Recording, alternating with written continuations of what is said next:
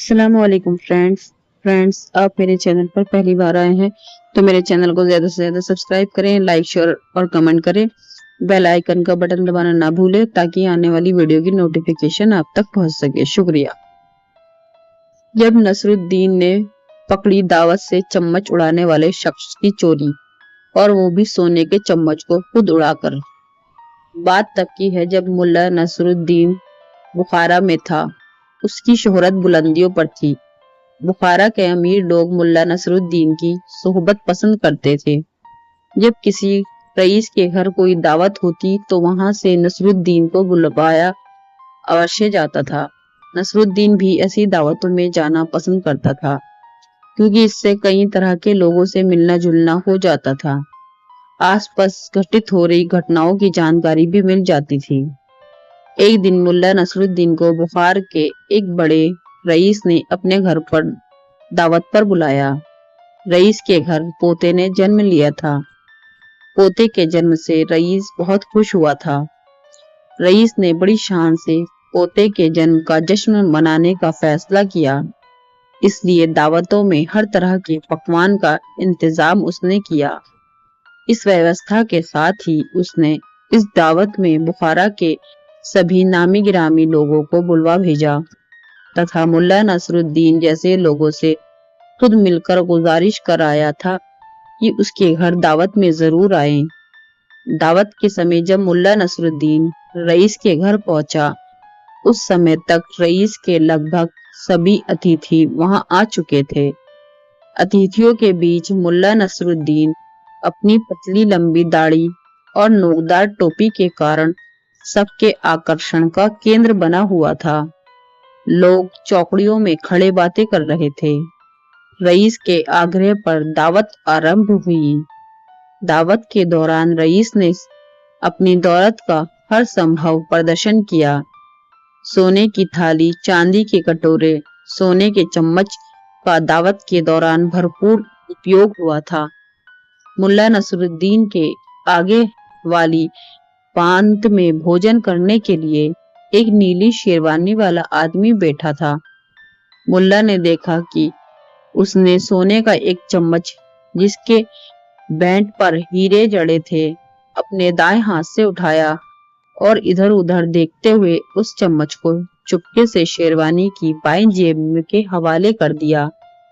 यह काम उसने इतनी चालाकी से किया था कि उसकी इस हरकत का पास बैठे लोगों को भी अंदाजा नहीं लगा। मुल्ला नसरुद्दीन उस व्यक्ति पर अपनी निगाहें टिकाए रहा।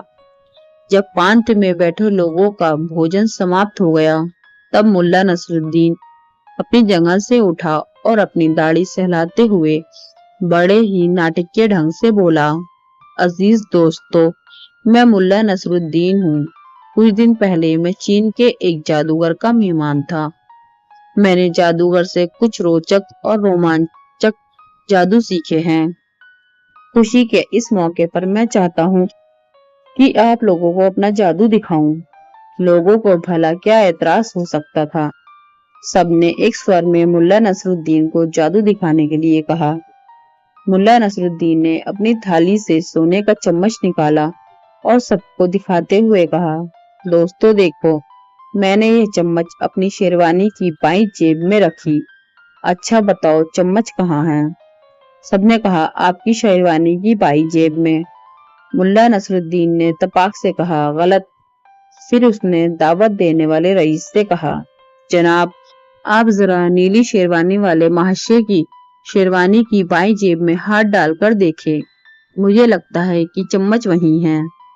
रईस ने नीली शेरवानी वाले की बाईं जेब में हाथ डाला तो उसके हाथ में चम्मच आ गया। सबने मुल्ला नसरुद्दीन की कला का स्वागत ताली बजाकर किया, लेकिन नीली शेरवानी वाला शख्स मुल्ला नसरुद्दीन की आंखें भी नहीं मिला पाया। दूसरी कहानी, जब मुल्ला नसरुद्दीन ने दो लोगों के झगड़े को सुलझाते हुए बतलाई घड़े से कुछ नहीं निकलने की तरकीब। मुल्ला नसरुद्दीन के घर के सामने दो लोग आपस में झगड़ा कर रहे थे। उनमें से एक चीख चीख कर कह रहा था, यहाँ से तुम जब ही जा सकोगे जब तुम मेरे मेहनताने के रूप में कुछ नहीं दे दोगे। दूसरा आदमी जिसके सिर पर लकड़ियों का गट्ठर था वह बार बार उसकी मिन्नत कर रहा था, बाबू साहब कुछ नहीं तो कुछ नहीं होता है, यह कोई चीज तो नहीं है जिसका आदान प्रदान हो सके। मगर वह आदमी अड़ा था, मुझे कुछ नहीं चाहिए तो चाहिए। मुल्ला नसरुद्दीन काफी देर से उन दोनों की यह दिलचस्प लड़ाई देख रहा था। वह टहलते हुए उन दोनों के पास आ गया और उसने पूछा, क्यों झगड़ रहे हो भाई? जिसके सर पर लकड़ियों का गट्ठर था उसने रुहासे स्वर में कहा, हुजूर, इनसे मैंने सिर पर लकड़ियों का गट्ठर उठाकर रखने में मदद की। जब ये गट्ठर उठा रहे थे तब मुझसे पूछा था, तुम इस सहायता के एवज में मुझे क्या दोगे? मैंने इनसे साफ कहा, कुछ नहीं, क्योंकि इन्हें देने के लिए इस वक्त मेरे पास कुछ नहीं है। मुल्ला नसरुद्दीन ने दूसरे व्यक्ति की ओर देखा, मानो पूछ रहा हो कि बोलो, तुम्हें कुछ कहना है?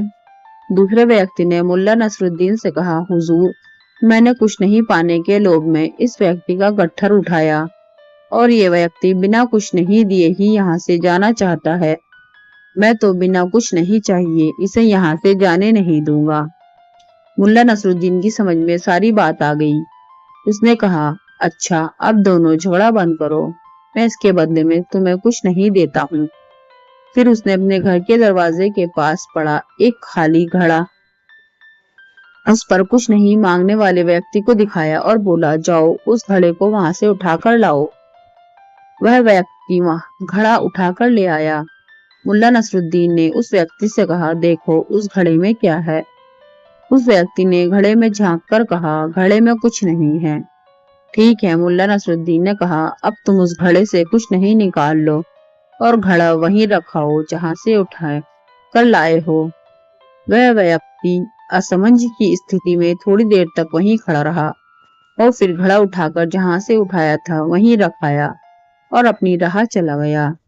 मुल्ला नसरुद्दीन ने गट्ठर लिए खड़े व्यक्ति से कहा, ठीक है भाई, अब तुम भी जाओ।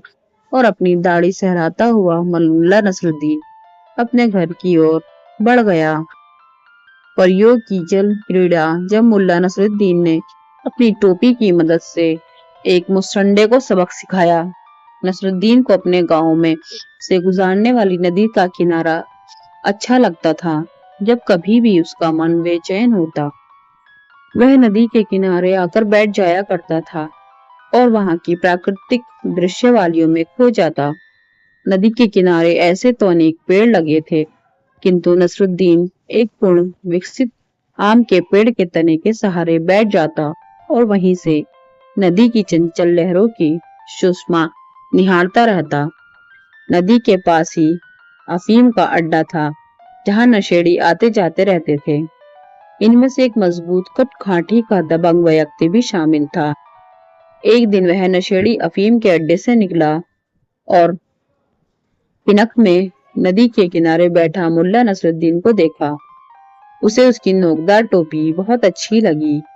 वह मुल्ला नसरुद्दीन के बहुत करीब पहुंच गया। उसने हाथ बढ़ाकर उसकी टोपी खींच ली और टोपी को हवा में उछाल कर ही कर हंसने लगा। मुल्ला नसरुद्दीन ने पीछे घूमकर देखा तो उसकी बुद्धि ने कहा, बेटा नसीर, इस मुसंडे से भिड़ने की बजाय खीसे निपोड़ कर मामला रफा दफा कर लो, इसी में तेरी भलाई है। और मुल्ला नसरुद्दीन ने झेपी सी हंसी हंसते हुए अपनी टोपी उठा ली। जब तक वहां वह मुसंडा खड़ा रहा तक मुल्ला नसरुद्दीन हाथ में टोपी थामे रहा। उस अफीमची मुस्टंडे ने मुल्ला नसरुद्दीन को दूसरे दिन भी उसी आम के पेड़ के नीचे उसी तरह नोकदार टोपी पहने देखा तो वह शरारत पर उतारू हो गया। वह मुल्ला नसरुद्दीन के पीछे दबे पांव आया और उसकी टोपी खींचकर दूर उछाल दी। बीते कल की तरह खिसियानी हंसी हंसता मुल्ला अपनी टोपी उठा लाया और हाथ में टोपी थाम कर फिर से आम के पेड़ के नीचे आकर बैठ गया। अब यह नियम हो चला था, लेकिन मुल्ला नसरुद्दीन उस हटके खट्टे मुसंडे को देखकर अपना मन महसूस कर रह जाता। वह उसे सबक सिखाने की तरकीबें सोचता रहता, मगर उसे कोई सूरत नजर नहीं आ रही थी। तभी सुल्तान की ओर से उसके गांव में एक पहलवान को हवलदार बनाकर भेजा गया। मुल्ला नसरुद्दीन उस दिन जरा पहले ही नदी किनारे आ गया। हवलदार गांव के चप्पे चप्पे को समझ लेने के इरादे से गश्त लगाते हुए नदी किनारे पहुंचा और मुल्ला नसरुद्दीन को वहां नोकदार टोपी पहने बैठा देखकर उसने रुआब से पूछा, तुम कौन हो और यह अजीब सी टोपी क्यों लगाए बैठे हो? मुल्ला नसरुद्दीन ने एक झलक में हवलदार की कदकाठी देखी और बोला, मैं मुल्ला नसरुद्दीन हूँ और यह जादुई टोपी लगाकर नदी किनारे परियों की जल क्रीड़ा देखने के लिए यहाँ बैठा हूँ। परियों की जल क्रीड़ा?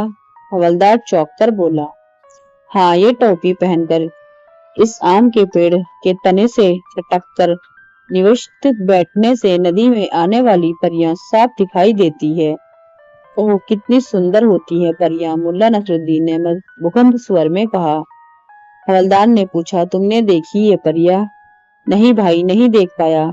इस टोपी को पहनने के साथ यह शर्त भी है कि परी देखने की इच्छा रखने वाला टोपीधारी व्यक्ति किसी भी कारण नदी का पानी छोड़ कुछ और ना देखे। मैंने जब कभी भी प्रयास किया, किसी न किसी व्यवधान के कारण मेरी दृष्टि डगमगा गई और मैं इस सुख को पाने से वंचित हो गया। मुल्ला नसरुद्दीन ने अफसोस जताया, मैं इस गांव का हवलदार नियुक्त हुआ हूँ। सुल्तान की तरफ से लाओ टोपी मुझे दो, मैं आज परियों की जल क्रीड़ा देखूंगा। तुम फिर कभी देख लेना, टोपी तो तुम्हारे पास रहेगी ही। हवलदार ने मुल्ला नसरुद्दीन से कहा। मुल्ला यही तो चाहता था। उसने तुरंत अपनी टोपी उतारी और हवलदार को देते हुए कहा, हाँ हाँ हवलदार भाई, आप ही आज परियों की जल क्रीड़ा देख लो, मैं फिर कभी देखूंगा। हवलदार ने टोपी पहनी। मुल्ला नसरुद्दीन ने उसे आम के पेड़ के तने से सटक कर बैठने का तरीका सिखाया और उसे फिर से समझाया, ध्यान रहे, नजर नदी की प्रवाहित धारा पर ही टिकी रहे, किसी भी कारण से दाएं बाएं देखने की कतई जरूरत नहीं। हवलदार ने हामी भरी और नोकदार टोपी पहनकर बैठ गया आम के पेड़ के नीचे। मुल्ला नसरुद्दीन ने भी अपने को एक पेड़ की ओट में कर लिया। हवलदार परियों के आसमान से उतरने की प्रतीक्षा कर रहा था और मुल्ला नसरुद्दीन मुस्टंडे के आने की प्रतीक्षा जल्दी पूरी हुई। हर रोज की तरह मुस्टंडा आया। उसने नोकदार टोपी पकड़कर खींची और उसे दूर फेंक कर ही करने लगा, लेकिन अभी हंसी के कारण उसकी बंद हुई आंखें खुल भी ना पाई थी कि उसके चेहरे पर हवलदार का घूंसा पड़ा। वह 2-3 कदम पीछे चलता हुआ संभला। उसकी आंखों के आगे तारे नाचने लगे। वह अभी संभला भी नहीं था कि हवलदार ने उसका गिरेबान थाम लिया और गरजा, तेरी हिम्मत कैसे हुई टोपी को हाथ लगाने की? और ताबड़तोड़ उस पर घूंसे बरसाने लगा। मुल्ला नसरुद्दीन घूंसे गिन रहा था, 31, 32, 33। रहने दो हवलदार साहब, 1 महीने से ज्यादा की सजा हो गई। लो, मैं तो आता हूँ टोपी। और मुल्ला नसरुद्दीन टोपी उठाकर ले आया। वह वहीं खड़ा हो गया जहाँ मुस्टंडे की धुनाई में हवलदार लगा हुआ था। मुल्ला के दोबारा कहने पर हवलदार ने घूंसे बरसाना बंद कर दिया तो रोज की तरह खिसियानी हंसी हंसते हुए मुल्ला नसरुद्दीन ने मुस्टंडे से पूछा, बोलो, फिर उड़ाओगे टोपी? फ्रेंड्स, आपको ये कहानी पसंद आई है तो मेरे चैनल को सब्सक्राइब करें, लाइक शेयर और कमेंट करें। सब्सक्राइब करके मुझे सपोर्ट करें। शुक्रिया। अल्लाह हाफिज।